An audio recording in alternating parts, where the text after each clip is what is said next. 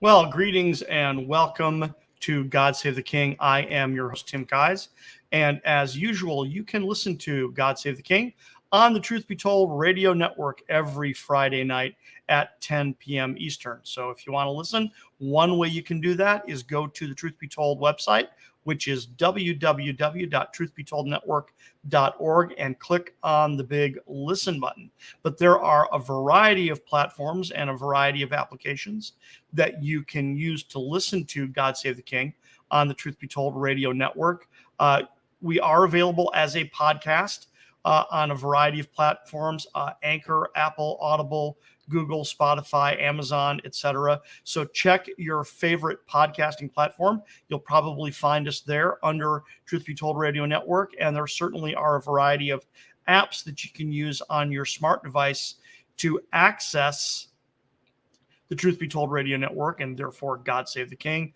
Your Android app, MyTuner, Wi-Fi Radio, TuneIn Radio, and of course Alexa, Google, and Apple home smart devices. You can simply say something like, hey Google or hey Siri, listen to Truth Be Told Radio Network. So I want to thank you for joining me. Again, my name is Tim Kais.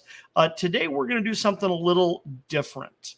It's been a couple weeks since I have put up a new show. There's been repeats the past couple of weeks, and that is unfortunately because there was a death in my family.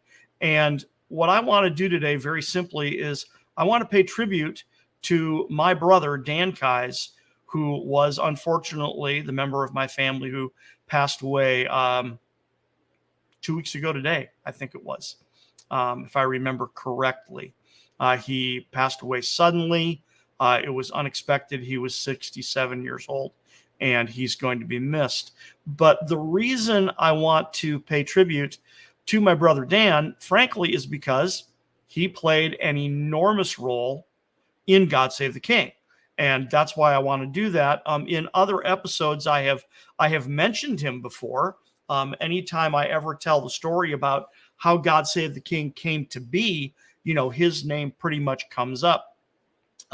Although I don't know if I have ever told the story, completely. So I do want to try to do that today. I want to add a little bit to the story for those of you that may be interested in hearing how did God Save the King come about, and of course the role that my brother played in it. But before we do that, I do want to just tell you a little bit about my brother. He's one of my older brothers. I have 3 older brothers. I have 3 older sisters. I'm 7 of 7 in my family, but my brother Dan is the next one up from me. So we were very close going up, despite the fact there was a moderate age gap of about 7 years. He was the next one up the line. So, we were very close, and he had a very significant influence on me. So here's just, I'm going to go to my screen share here.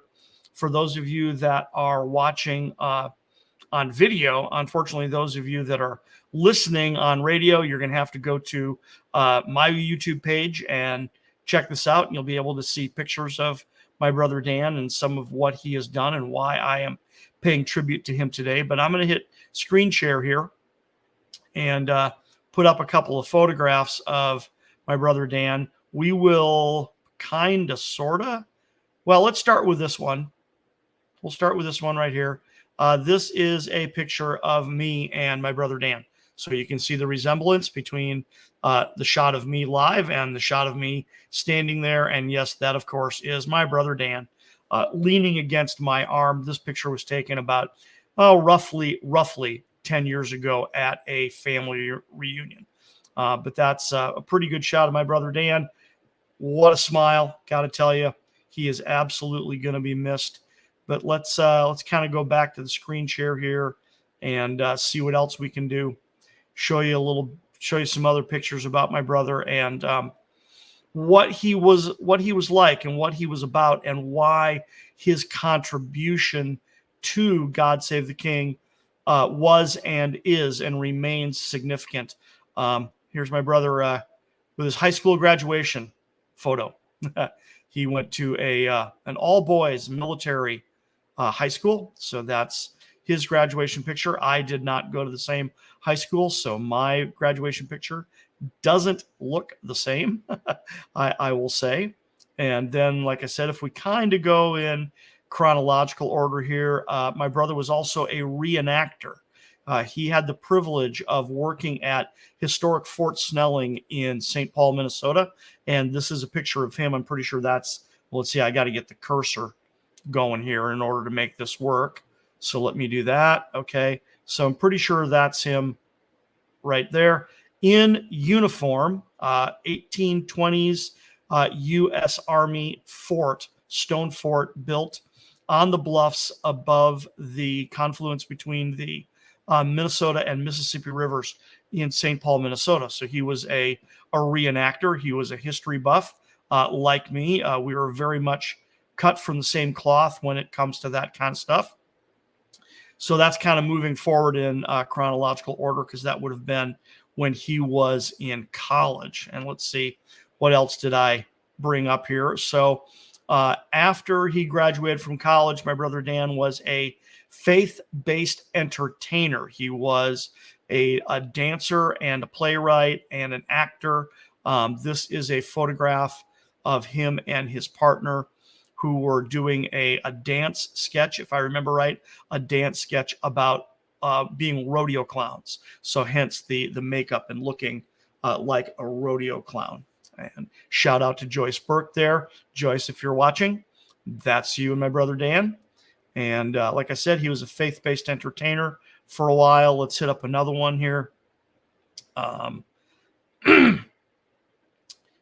This is a pretty famous one. This is my brother Dan performing at the Grand Ole Opry at Ryman Auditorium in Nashville. And this had to be back in the, early 80s. I'm reasonably certain. And I forget the correct name of the song. Okay. We simply refer to it as Mogan David, but that is not the title of the song. It is a popular country song that the predominant line from the chorus goes, "Do they have Mogan David in heaven? Dear Lord, we'd all like to know." Because if they don't have Mogan David in heaven, who the hell wants to go?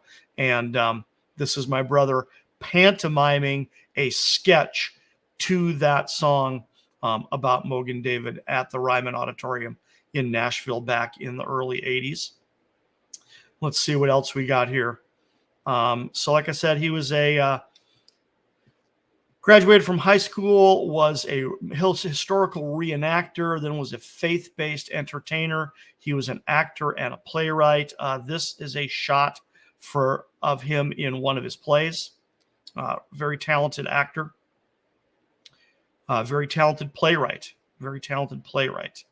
And then in addition to that, Dan also was a very talented self-taught artist and a muralist.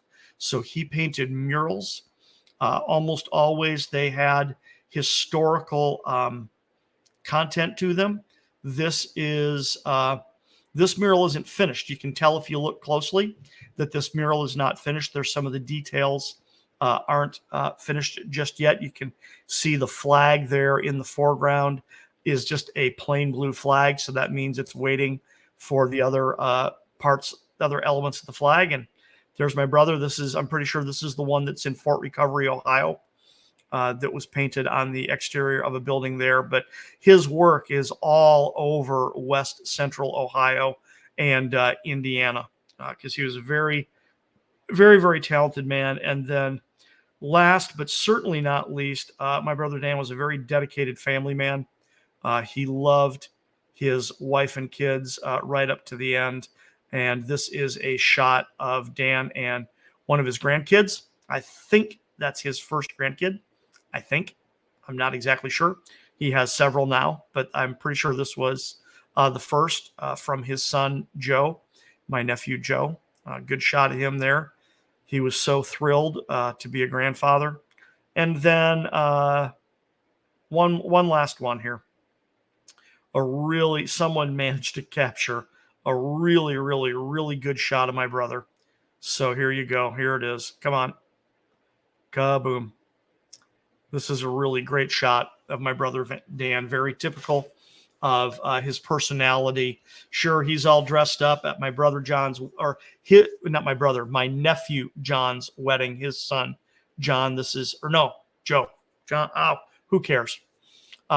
It's at one of his kids' weddings. There we go. And so, yeah, he's all dressed up to the nines, but yeah, very typical, letting his personality show through. But that is my brother Dan, and this show is dedicated to his memory. We had his memorial service last weekend. He specifically requested a celebration of life, not even technically a quote unquote memorial service. He wanted his life to be celebrated, although he certainly understands that people mourn and people grieve and we're human, and that kind of thing is definitely going to happen no matter what. He really wanted to be remembered, with a celebration of life, and have people tell stories about what he did and what he was like, and things like that. And sorry about this bright light over my shoulder here. That is shining through a window that is at the perfect angle and direction that I can't block it out right now. So you have a little kind of like halo action going on behind me here. But I want to take some time to talk about Dan and talk about the contribution that he made to God Save the King. Because he was, in some ways, God Save the King was his idea, not mine. And the reason is because we were both followers of the same Christian ministry back in the mid 1980s. And that is when both of us were introduced to the hypothesis that Jesus of Nazareth was not born on December 25th. And we were introduced to some books on the subject that I will go into in a different episode. But we read these books, and we were fascinated by them and began studying, the fact that he was not born on December 25th. And we were very curious about the astronomy, what the Magi saw, and because the astronomy, frankly, plays a critical role in how we know he was not born on December 25th. And that's because the Magi, as the story goes, showed up at Herod's court in Jerusalem and said, "We have seen his star in the east. We have seen his star in the rising and have come to worship him." So, and Herod then uses what the Magi told him to guesstimate when Jesus had been born. So whatever it was the Magi saw had a chronological connection to when Jesus was born. And he used that as a template to, guesstimate how the age range he needed to go kill, for crying out loud.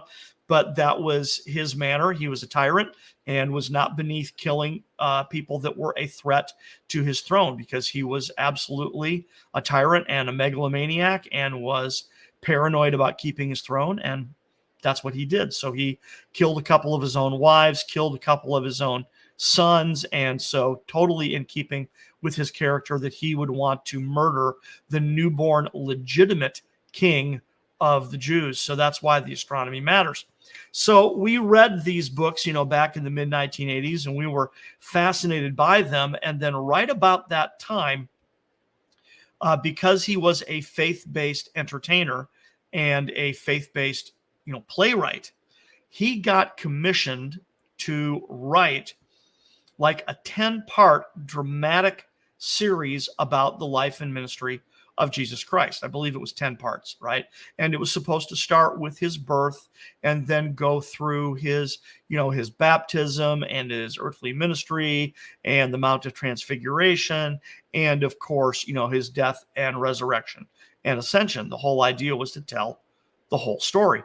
But obviously, when you start with the birth, just having been introduced to this information, there was a little bit of a quandary, which was at that time, and I've talked about this before, at that time, Dan made this mistake. I made this mistake. Everybody I know made this mistake. So, which is that when we were introduced to the hypothesis that Jesus was not born on December 25th, what we didn't realize initially is that that was going to change the story. That alone would change the story. Let alone did we realize that the traditional nativity story, I discovered this later on, let alone the fact that the traditional nativity story is actually inaccurate all by itself, regardless of whether they have the correct date or not. The traditional nativity story is biblically inaccurate. You've heard me say many times in past episodes that, I have no problem anymore calling the traditional nativity story Christian mythology because, frankly, that's what it is. The real nativity story would have looked very, very different. And it's an interesting question to ask whether Dan would have discovered this over the years, because what happened. So let me back up and keep telling you the story. So he's got to do a dramatic production about the birth of Jesus Christ. So the mistake we made was, like I said, is that we knew the date of his birth had changed, but what we didn't realize was that this changed the story, right? Changing the date is going to change the story, and let me demonstrate how. Number one, there isn't snow outside, right? So, because all the Christmas carols, on a cold winter's night that was so deep, Noel, Noel, a cold winter's night, right? It wasn't a cold winter's night. It was a warm fall evening in Israel, right? And as I talk about in other episodes, Jerusalem / Bethlehem is at the same north latitude as El Paso, Texas. Okay, so it's not like it's in the northern hemisphere, but it's not a significantly northern location, so that they're going to have winter like you would in Minneapolis or Moscow, or something like that. This is the same type of winter that you're going to have in El Paso or Ensenada or Lahore, Pakistan, or something like that, those are all on the same north latitude, by the way. And so the weather is determined by the altitude, okay, in those locations. Okay, Ensenada is right on the coast. El Paso is at modest altitude. Lahore is at significant altitude. So Lahore would be very different because different weather because of their altitude, right? Jerusalem is what, 3,000 feet above sea level? I don't remember off the top of my head. So it's if that, I think it's less. Now that I think about it, I believe it's less. So you're not going to have significant cold weather due to altitude. You're simply going to have, that's even if it was winter, by the way, even if it was winter, which it wasn't, okay? Got kind of derailed there for a second because it wasn't a cold winter's night. Number one, even if it was winter, and it wasn't a cold winter's night because it wasn't in winter, it was in the fall, right? It was in September in Jerusalem / Bethlehem, which again is the same as El Paso or Ensenada. So think about Ensenada in, early September. Okay, it's going to be warm, and it's at very least it's going to be very moderate, if not downright warm outside. As a matter of fact, it could have easily been 90 degrees during the day. Wouldn't have been a problem at all for it to get that warm. Certainly it was in the 70s or 80s. But the point being here is that the story would have dramatically changed if all we did was our due diligence with regard to the date, but we really hadn't had time to do that yet when Dan got commissioned to do these dramatic productions about the life and ministry of Jesus Christ. So if he's going to start with the birth of Jesus, then how do you do that? Okay. How does one do that? Because our hypothesis at the time was, well, the date may have changed, but the story didn't really change all that much. It's still Joseph and Mary is on the back of a donkey. I'll talk more about that in a minute. There's no room in the local motel, so the local, the night clerk at the motel says there's nothing I can do about it. There's no room, but you know what? There does happen to be a stable out back, so you can stay in the stable if you'd like, so you can have some type of shelter. So there was that, and then there was the theory of that a cattle stall, if he was in a stable, a cattle stall can double as a sukkah during the Feast of Tabernacles. But what I've discovered over the years is that there was no innkeeper, there was no inn. He was born in a traditional Judean home because there was no room in the guest room. But back to the story about my brother.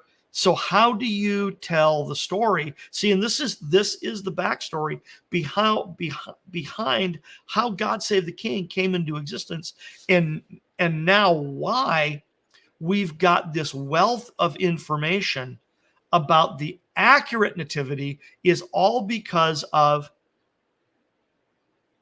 something my brother set out to do years ago, which was try to tell the nativity story and try to tell it in a biblically accurate fashion. But because everybody was, quote unquote, already familiar with the nativity story, how do you tell a story that everybody knows? Was the question. So the answer he came up with was to tell the story from different perspectives. In other words, tell the story from the viewpoint of, for example, the shepherds. Okay. So my brother did, well, let me say this first, or tell the story through the eyes of the wise men, the magi, or tell the story through the eyes of King Herod. Okay. So was his intention, was to actually take one dramatic production and turn it into 3 dramatic productions. And that each one of these would be a production. He was going to do one production through the eyes of the shepherds and call that Glory to God in the Highest, because that's what the angels said when they appeared to the shepherds, was Glory to God in the Highest. He was then also going to tell it through the eyes of the Magi. And I think he may have had a working title for that, but I don't remember what the working title was. And then finally, he was going to tell the story through the eyes of King Herod. And as I already mentioned, King Herod was a tyrant. He was a megalomaniac. He was paranoid about his throne and keeping his throne. And he was not beneath killing members of his own family or any rival to his throne. So when the Magi show up and they do say, "Where is he who was born King of the Jews? We have come to worship him," the fact that Herod would plot to kill the newborn king or the young child. See, there we go, right? We it's so ingrained in us that even I say, "Oh, they were going to kill the newborn king," right? Because they say, "Where is he who was born?" So you assume newborn, but he's not newborn at that time. He's about 15 months old when the Magi show up. So anyway, because of Herod being a tyrant and his intention of killing the young child, it was my brother Dan who came up with the title God Save the King, because that was going to be the title of the dramatic production told through the eyes of Herod the Great. Because what a great title, what a clever title, because that is the way you extol a king, right? Now that exact phrase may or may not have come into being for literally maybe 1,000 years later or 1,500 years later. It is the name of the national anthem of England, is God Save the King or God Save the Queen. And so it's been that for quite some time, but extolling the monarch, extolling the king was a practice that went back all the way into ancient times, that if you were simply a subject or a citizen or a court official, you would say something like, "Oh, great king, live forever," or "God save the king," right? But this is such a wonderfully clever title because it's paradoxical. It's a pun. Which king are we talking about?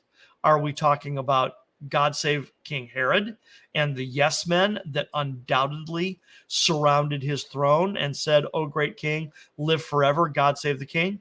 Or are we talking about the legitimate king of the Jews, Jesus of Nazareth, who had been born 15 months earlier, and now the Magi are showing up to worship him and say, "God save the king," the real king, the legitimate king of the Jews. So see, that's how the title came to be. It wasn't actually me. It was my brother. It was my brother Dan who came up with that title. And then what happened is unfortunately the ministry that we were followers of at that time fell apart, and he lost his commission to produce the additional dramatic productions. So he only ever finished one. That was it.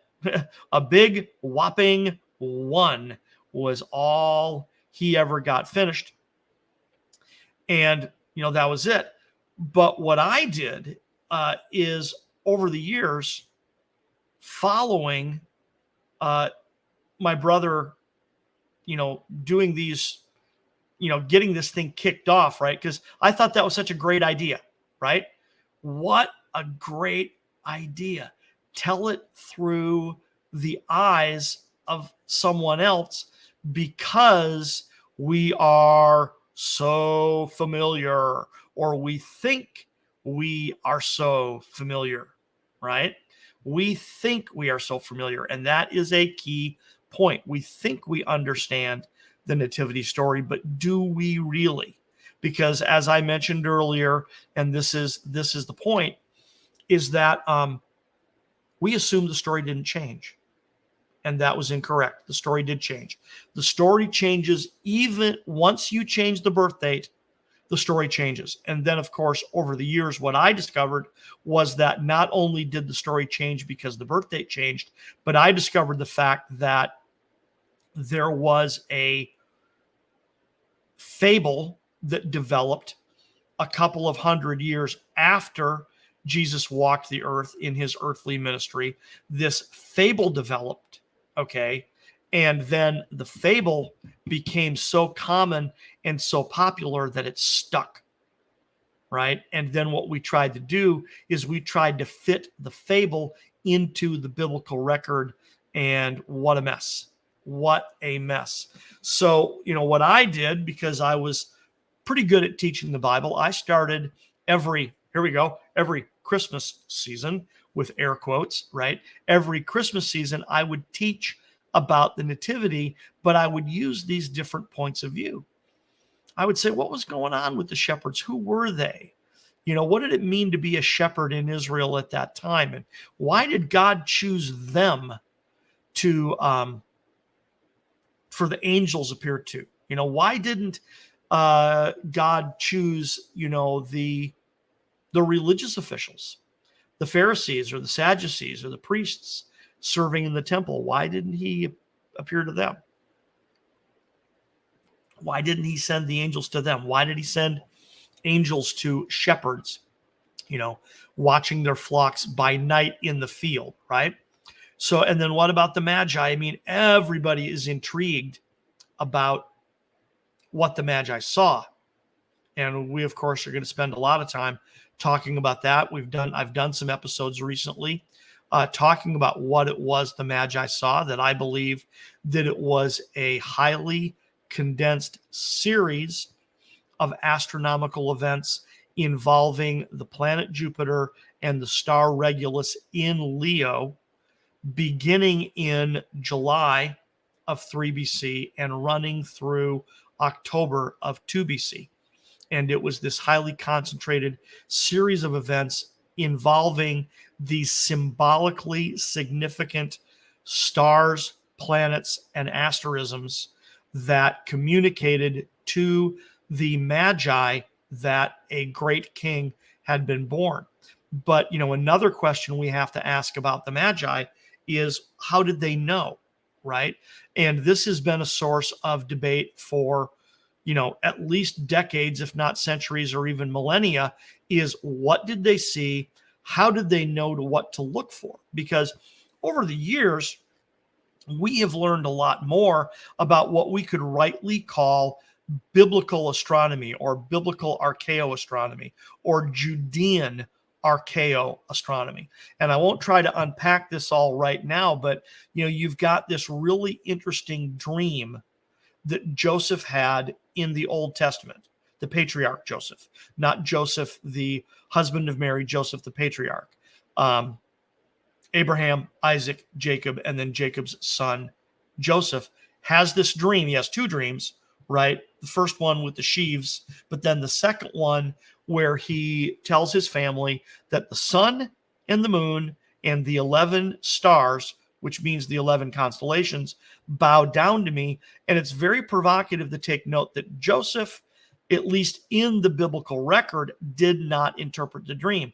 The way the biblical record appears to read is that his brothers, and certainly his father, they knew what the dream meant because they were offended. They said, "What? Oh, so you've got this dream of the sun, the moon, and the 11 constellations bowing down to you. So you think we're going to bow down to you, right? We're going to bow down to you." So at some level, they understood that the sun represented his father, Jacob. The moon represented his mother, Rachel. And then the 11 constellations represented his 11 brothers. And that therefore, ironically, he represented the 12th. Very, very interesting that that family understood that about themselves. That there is a sign, there is a major constellation for each of the 12 tribes of Israel, and there has been significant study done that leads to a reasonable conclusion that the standards, that when the nation of Israel camped in the wilderness around the tabernacle, that the standard for each tribe was their astronomical sign. Very interesting, right?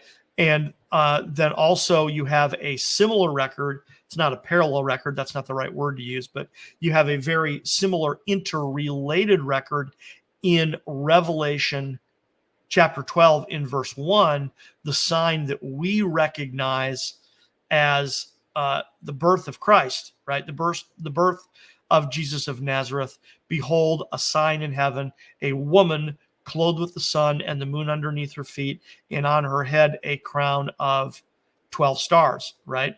That the woman is the constellation Virgo, that the crown is the constellation Leo, and then off you go. So, and then you've got Genesis 49:10, and then you've got, a bunch of references out of the book of Job, all talking about the Mazzaroth, which of course is the Hebrew word that is roughly the equivalent of zodiac, right? And Job refers in several different places, refers to different constellations and talks about the Pleiades and, all kinds of amazing information about astronomy. So over the years, the field of biblical astronomy, or what we would call Judean archaeoastronomy, has become relatively well developed. Now, what I'm not talking about here, and which I'll talk about at length in another episode, is I'm not talking about the quote unquote gospel in the stars. There are some problems with that. And I make a distinction between Judean archaeoastronomy and the quote unquote gospel in the stars. The gospel in the stars is a hypothesis put forward by E.W. Bullinger, and then is it Cease or Seiss? I don't know how he pronounces his last name. And then Francis Rolston, that the entire gospel of Jesus Christ is encoded in the stars. Now, that may be. I'm not necessarily challenging the possibility that it is. As a matter of fact, it wouldn't surprise me to find out that it is. That when you, quote unquote, interpret these different constellations that you can get some pretty stunning messages by decoding the names of the constellations and the names of the stars in descending order of brightness in Hebrew. And once again, we're not going to talk about that tonight, but I'm not necessarily challenging that it may exist. What I am challenging is the hypothesis that the ancients knew the gospel of Jesus Christ from the stars before the gospel actually happened, before Jesus came and before, the story happened in real time, in within the space-time continuum, not outside the space-time continuum, right? Now, that doesn't mean that these signs weren't necessarily prophetic, because they could have been that too, meaning that, and that might be the solution, frankly, is that if the whole gospel of Jesus Christ is contained in the stars, I don't think there was anyone walking the earth that could read the whole thing. Okay, I think that's stretching it a bit, because then that would give you the gospel of Jesus Christ before Jesus Christ ever came. Now, knowing portions of it and believing that portions of the sky prophesied of the coming Messiah, that's completely within reason. That is not unreasonable at all. But at any rate, I digress. I'm off topic here.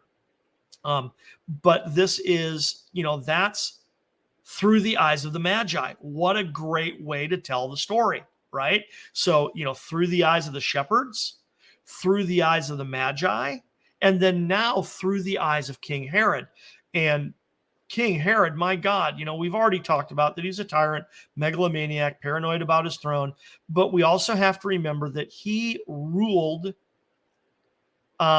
Judea on behalf of the Romans. And I'm not sure whether I've told the full backstory about Herod on the radio show yet. I know I have in other formats. So if you're familiar with my work and you've looked at other videos and audios and lectures and essays and stuff like that from my website, my television show, for example, you may know the backstory about Herod already. Once again, I won't try to do the whole thing here, but there is an amazing backstory concerning King Herod that makes his story much more compelling and interesting. And frankly, it turns the nativity story into this quaint little story about Joseph and Mary in the back of a donkey and this hazardous trip to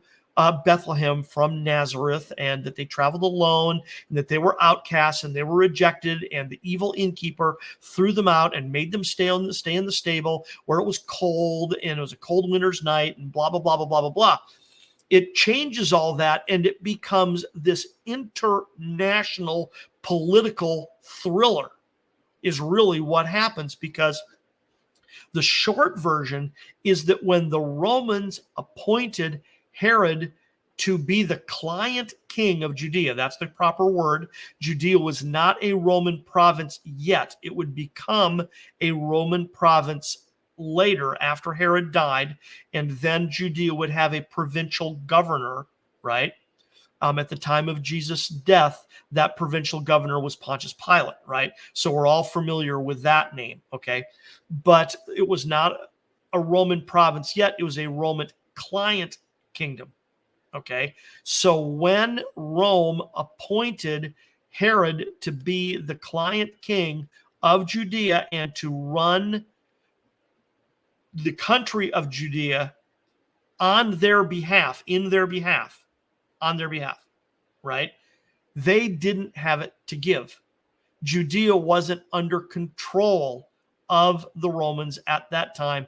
It was under the control of the Parthians, which was the major empire to the east of Judea. And like I said, what we'll do is, in a future episode, there's no question that I will absolutely tell that story in full, because it just changes the story like you wouldn't believe, because the part I'm leaving out that I haven't talked about at all at least in this episode, and I don't think I've told, like I said, I don't think I've told this backstory as part of the radio show yet, is the House of Hasmon, the Hasmoneans or the Maccabees, right? The role they played, okay, when they came into power in the mid 2nd century BC and then ruled through the mid 1st century BC.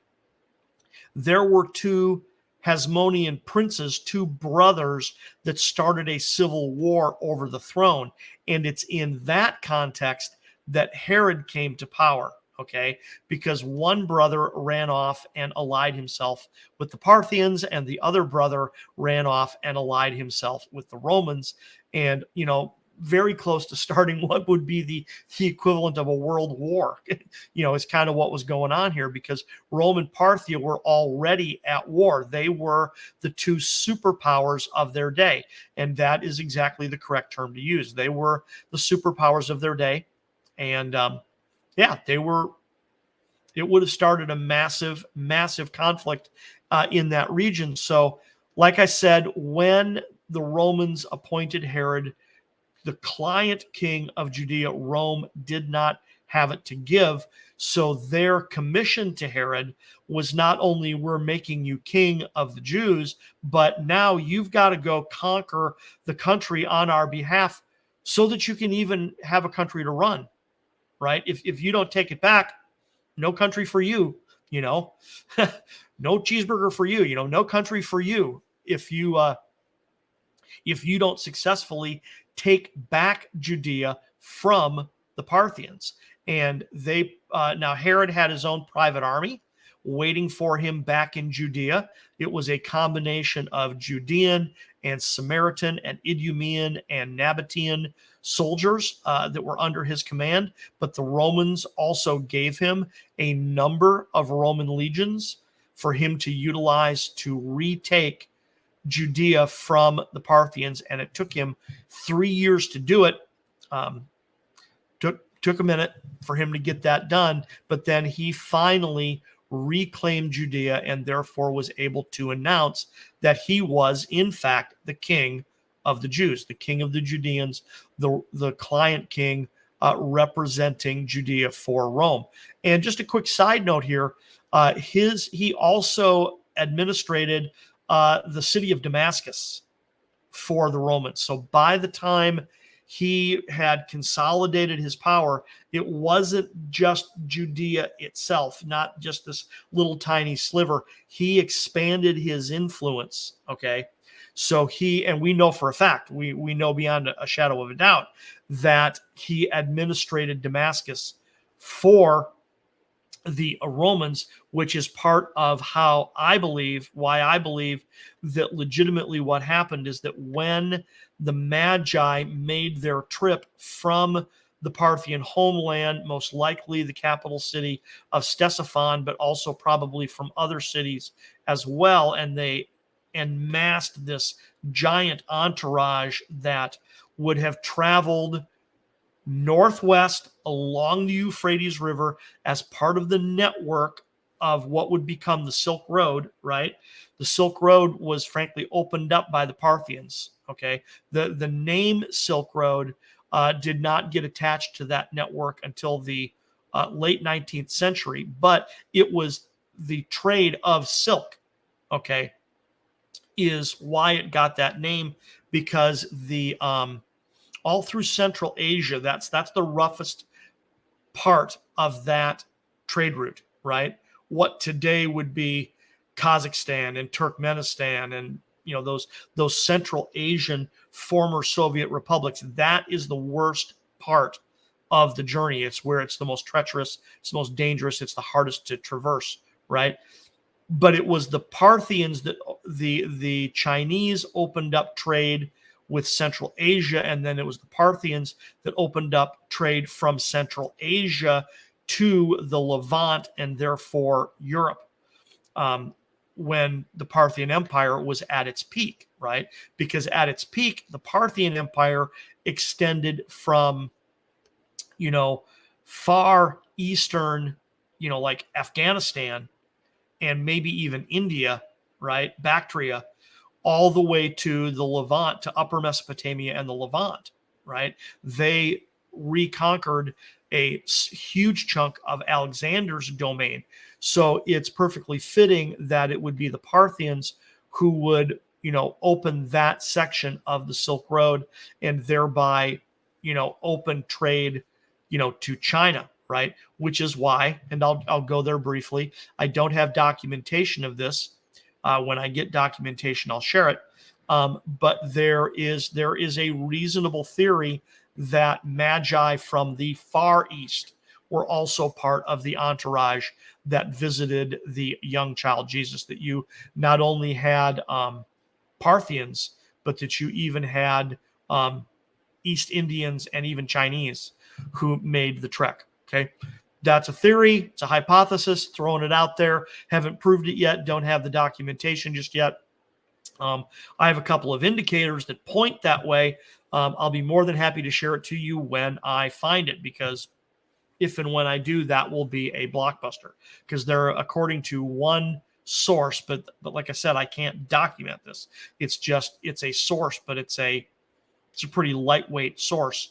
There was a historian, a Chinese historian, who accompanied the Magi on their journey, which makes sense because, the Parthian Empire would have had foreign relations with nations to the east, not just with nations to the west. We tend to be so tunnel visioned by Western history sometime that we don't recognize the fact that at that time, that was the known world, right? That was the known world. That was the part of the world that was enlightened and had language and writing and stuff like that. I mean, now we do know that there were people in Europe and North and South America. There were indigenous people on those continents, but did they, and look, I'm not trying to get into a debate or talk about how advanced certain cultures were, but you're talking, from 100 BC here, right? That part and backwards, right? That it was that part of the world that had language and writing and trade routes and all that stuff, and had been that way for quite some time, right?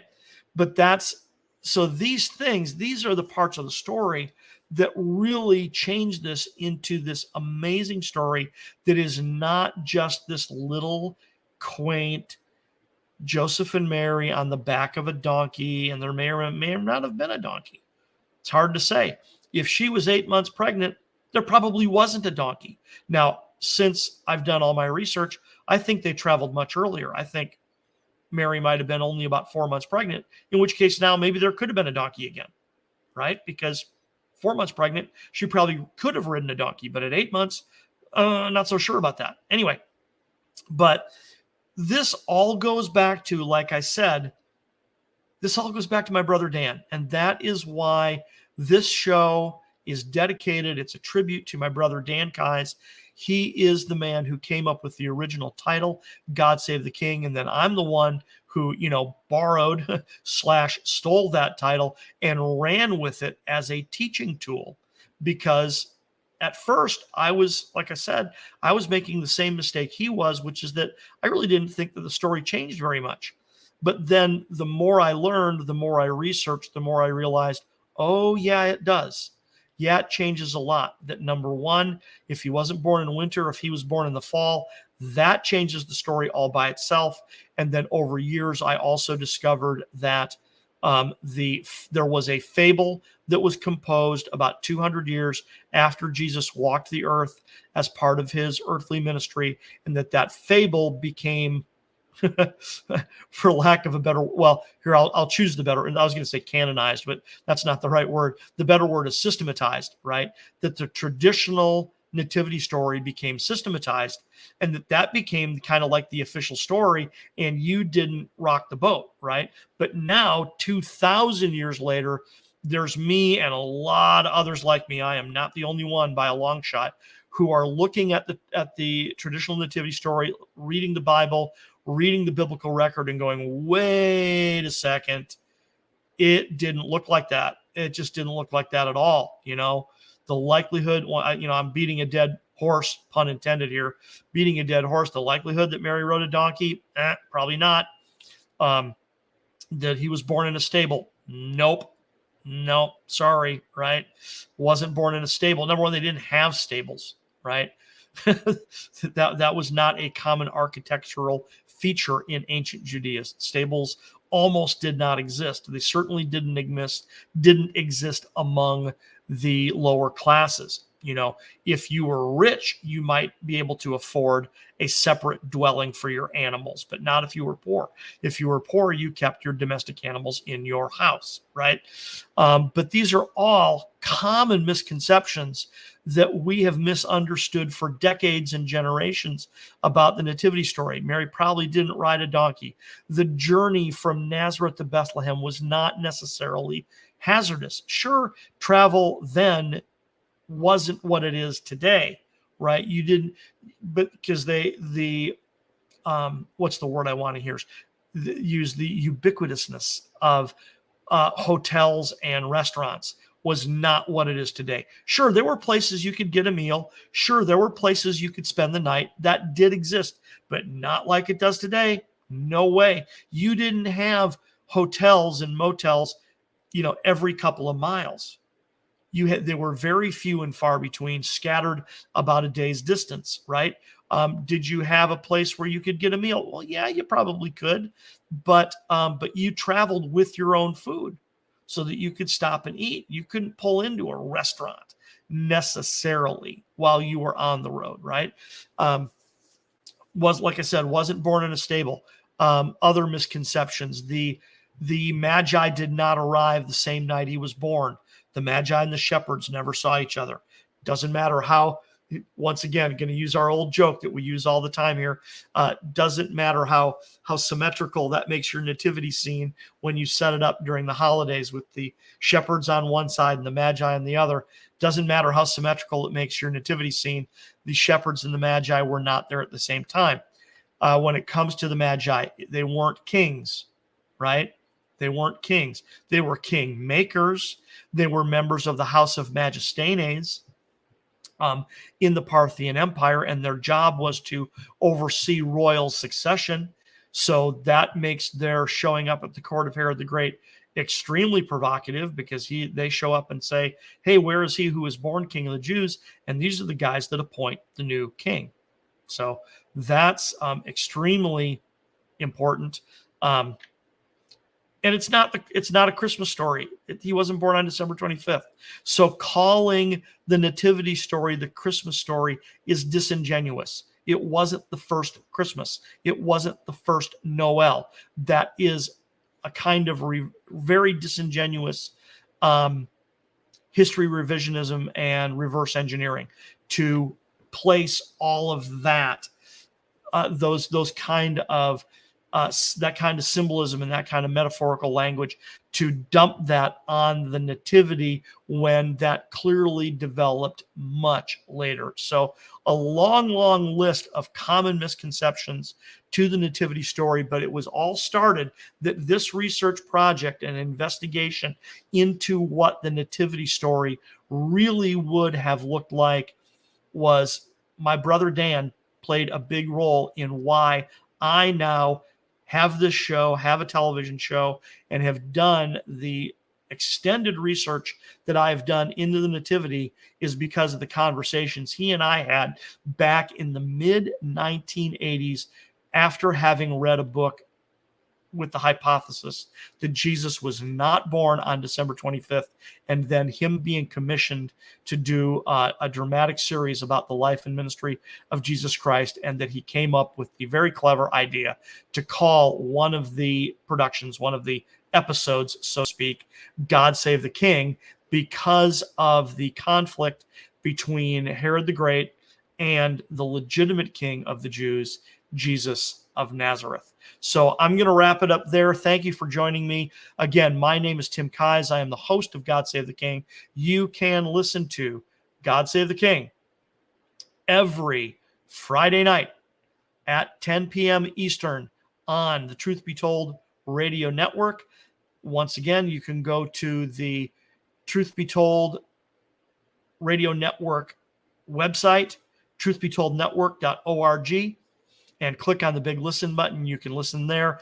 But God Save the King is also available as a podcast through Amazon and Audible and Spotify and Anchor and a bunch of different places. And you can use a variety of different apps to access it. So I'm really thrilled that you had a chance to join me. And once again, this show has been a tribute to my brother Dan Keyes, because he played an absolute critical role in the formation of the research that has now become this radio show, God Save the King. Thank you for joining me. Again, my name is Tim Keyes. God Save the King.